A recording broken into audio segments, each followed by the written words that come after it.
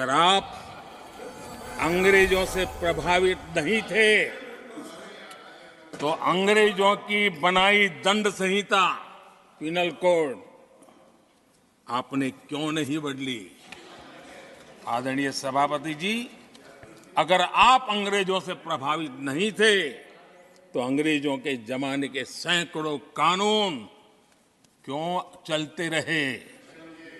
आप अगर अंग्रेजों से प्रभावित नहीं थे तो लाल बत्ती कल्चर, ये लाल बत्ती कल्चर इतने दशकों बाद भी क्यों चलता है?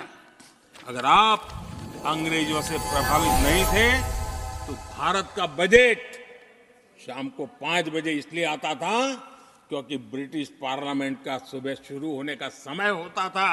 ये ब्रिटेन की पार्लियामेंट के समय के अनुकूल शाम 5 बजे बजट की परंपरा क्यों चलाए रखी थी आपने?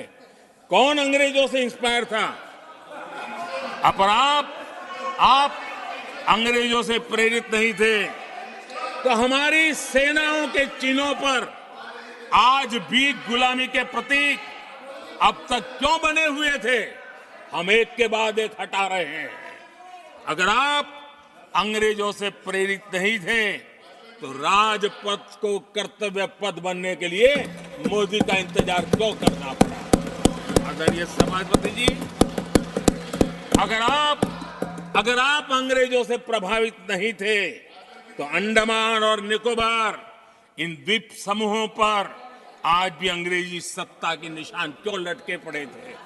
आदरणीय सभापति जी, अगर आप अंग्रेजों से प्रभावित नहीं थे तो इस देश के सेना के जवान देश के लिए मन मिटते रहे, लेकिन देश के जवानों के सम्मान में एक वॉर मेमोरियल तक आप बना नहीं पाए थे। क्यों नहीं बनाया? अगर आप अंग्रेजों से इंस्पायर्ड नहीं थे, प्रभावित नहीं थे, तो भारतीय भाषाओं को हीन भावना से क्यों देखा?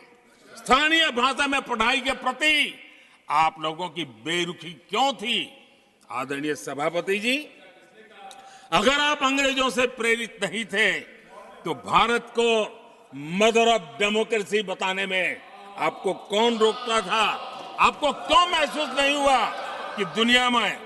आदरणीय सभापति जी, मैं सैकड़ों उदाहरण दे सकता हूं कि आप किस प्रभाव में काम करते थे।